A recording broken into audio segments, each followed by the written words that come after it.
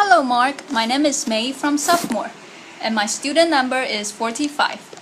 Today I'm going to read an article called The Laws That Sex Workers Really Want by Toni.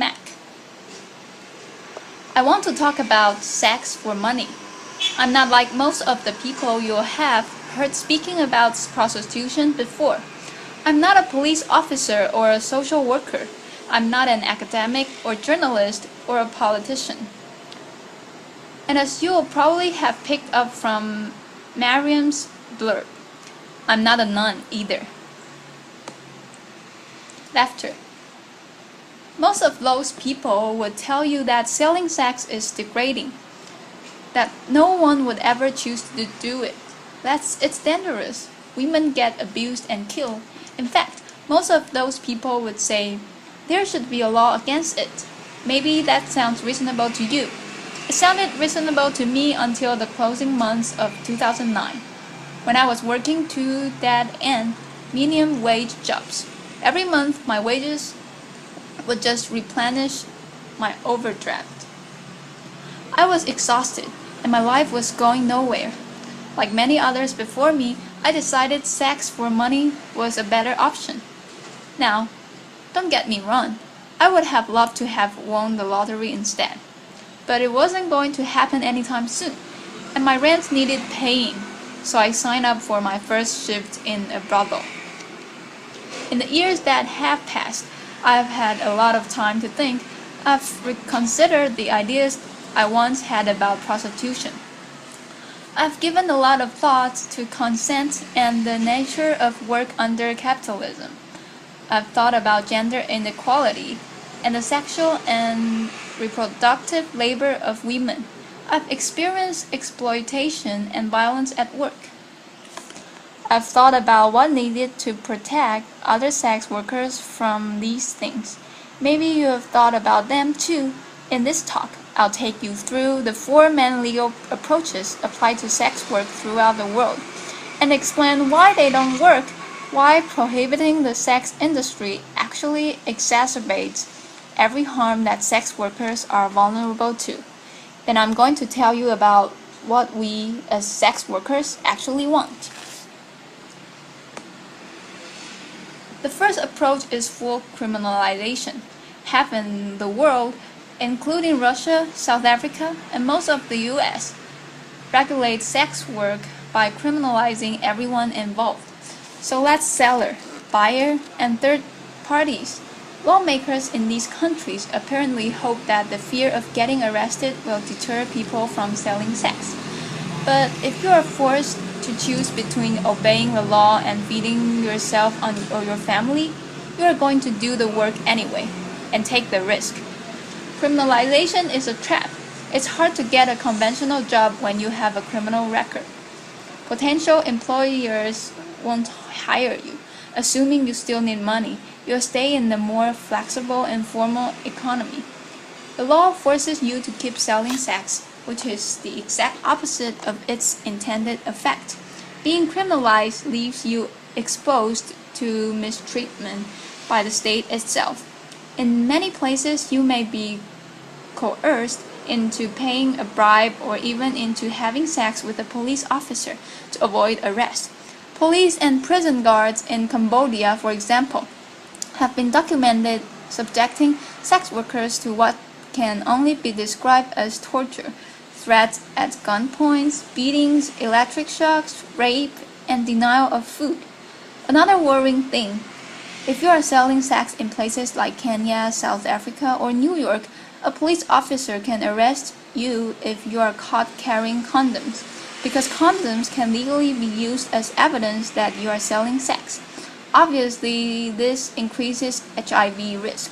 Imagine knowing if you are busted carrying condoms, it'll be used against you. It's a pretty strong incentive to leave them at home, right?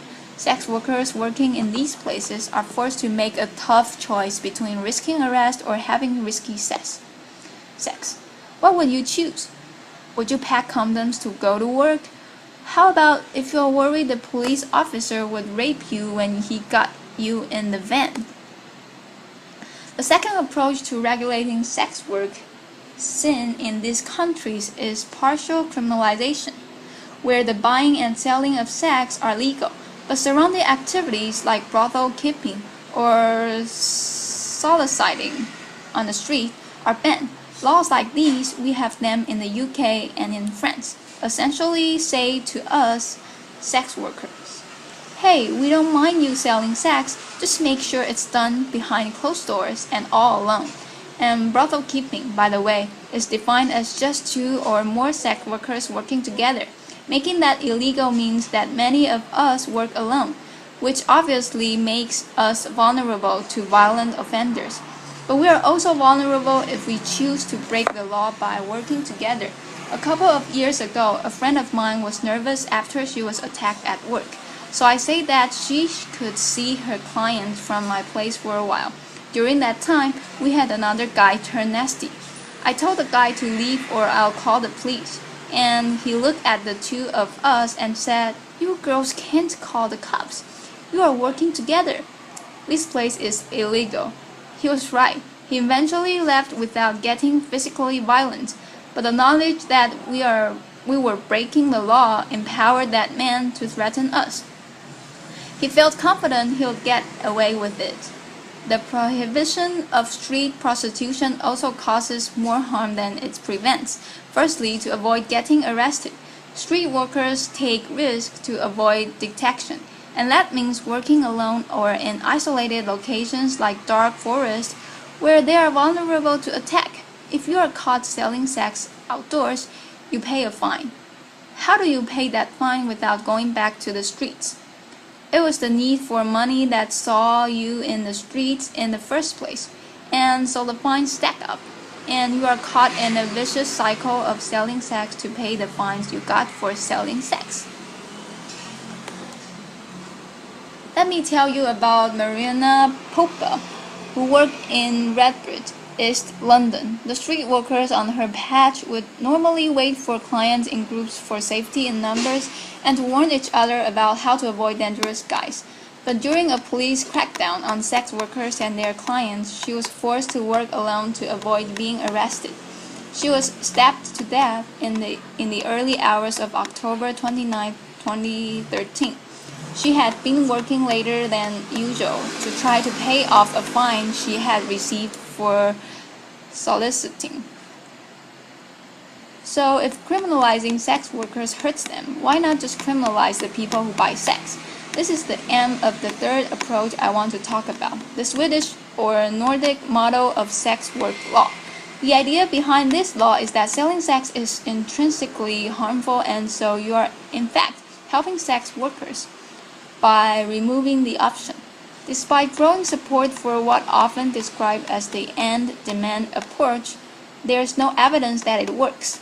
There's just as much prostitution in Sweden as there was before. Why might that be? It's because people selling sex often don't have other options for income. If you need that money, the only effect that a drop in business is going to have is to force you to lower your prices or offer more risky sexual services. If you need to find more clients, you might seek the help of a manager. So you see, rather than putting a stop to what often described as pimping, a law like this actually gives oxygen to potentially abusive third parties. To keep safe in my work, I try not to take bookings from someone who calls me from a withheld number. If it's a home or a hotel visit, I try to get a full name and details if I work under the Swedish model. A client would be too scared to give me that information. I might have no other choice but to accept a booking from a man who is untraceable if he later turns out to be violent. If you need their money, you need to protect your clients from the police. If you work outdoors, that means working alone or in isolated locations. Just as if you were criminalized yourself, it might mean getting into crafts quicker. Less negotiating time means snap decisions. Is this guy dangerous or just nervous? Can you afford to take the risk? Can you afford not to? Something I'm often hearing is prostitution would be fine if we made it legal and regulated it. We call that approach legalization, and it's used by countries like Netherlands, Germany, and Nevada in the US. But it's not a great model for human rights and in state-controlled prostitution.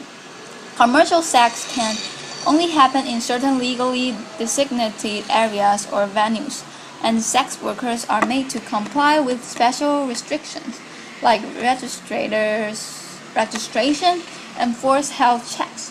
Regulation sounds great on paper, but politicians deliberately make regulation around the sex industry expensive and difficult to comply with it, create a two-tiered system. Legal and illegal work. We sometimes call it backdoor criminalization. Rich, well-connected brothel owners can comply with the regulations, but more marginalized people find those hoops impossible to jump through, and even if it's possible in principle, getting a license or proper venue takes time and costs money. It's not going to be an option for someone who's desperate and needs money tonight. They might be a refugee or fleeing domestic abuse. In this two-tiered system, the most vulnerable people are forced to work legally, so they are still exposed to all the dangers of criminalization I mentioned earlier. So it's looking like all attempts to control or prevent sex work from happening makes things more dangerous for people selling sex. Fear of law enforcement makes them work alone in isolated locations and allows clients and even cops to get abusive in the knowledge they'll get away with it. Fines and criminal record force people to keep selling sex rather than enabling them to stop. Crackdowns on buyers drive sellers to take dangerous risks and into the arms of potentially abusive managers.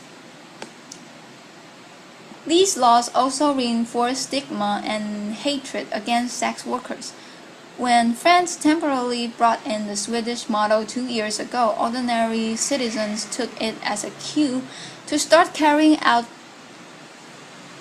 vigilant attacks against people working on the street. In Sweden, opinion surveys show that significantly more people want sex workers to be arrested now than before the law was brought in. If prohibition is this harmful, you might ask why it's so popular. Firstly, sex work is and always has been a survival strategy for all kinds of unpopular minority groups: people of color, migrants, people with disabilities, LGBTQ people, particularly trans women. These are the groups mostly heavily profiled and punished through prohibitionist law. I don't think this is an accident. These laws have political support precisely because they target people that voters don't want to see or know about. Why else might people support prohibition? Well, lots of people have understandable fears about trafficking. Folks think that foreign women kidnapped and sold into sexual slavery can be saved by shutting a whole industry down. So let's talk about trafficking. Forced labor does occur in many industries, especially those where the workers are migrant or otherwise vulnerable, and this needs to be addressed. But it's best addressed with legislation targeting those specific abuses, not an entire industry. When 23 undocumented Chinese migrants drowned while picking cockles in Murrumbidgee Bay in 2004, there were no calls to outlaw the entire seafood industry to save trafficking victims. The solution is clearly to give workers more legal protection, allowing them to resist abuse and report it to authorities without fear of arrest. The way the term trafficking is thrown around implies that all undocumented migration into prostitution is forced. In fact, many migrants have made a decision out of economic need to place themselves into the hands of people smugglers. Many do this with the full knowledge that they'll be selling sex when they reach their destination. And yes, it can often be the case that these people smugglers demand exorbitant fees, coerce migrants into work they don't want to do, and abuse them when they are vulnerable. That's true of prostitution, but it's also true of agricultural work, hospitality work, and domestic work.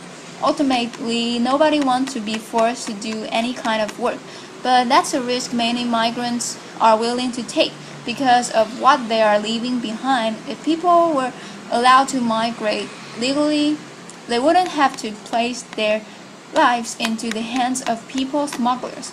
The problems arise from the criminalization of migration, just as they do from the criminalization of sex work itself. This is a lesson of history. If you try to prohibit something that people want or need to do, whether that's drinking alcohol or crossing borders or getting an abortion or selling sex, you create more problems than you solve. Prohibition barely makes a difference to the amount of people actually doing those things, but it makes a huge difference as to whether or not they are safe when they do them. Why else might people support prohibition? As a feminist, I know that the sex industry is a site of deeply entrenched social inequality. It's a fact that most buyers of sex are men with money, and most sellers are women without. You can agree with all that. I do, and still think prohibition is a terrible policy. In a better, more equal world, maybe there would be far fewer people selling sex to survive. But you can't simply legislate a better world into existence. If someone needs to sell sex because they are poor, or because they are homeless, or because they are undocumented and they can't find legal work, taking away that option doesn't make them any less poor or house them or change their immigration status. People worry that selling sex is degrading. Ask yourself, is it more degrading than doing hungry or seeing your children go hungry? There's no call to ban rich people from hiring nannies or getting manicures, even though most of the people doing that labor are poor migrant women. It's the fact of poor migrant women selling sex specifically that has some feminists uncomfortable. And I can understand why the sex industry provokes strong feelings. People have all kinds of complicated feelings when it comes to sex. But we can't make policy on the basis of mere feelings, especially not over the heads of the people actually affected by those policies. If we get fixated on the abolition of sex work, we end up worrying more about a particular manifestation of gender inequality rather than about the underlying causes. People get really hung up on the question, well, would you want your daughter doing it?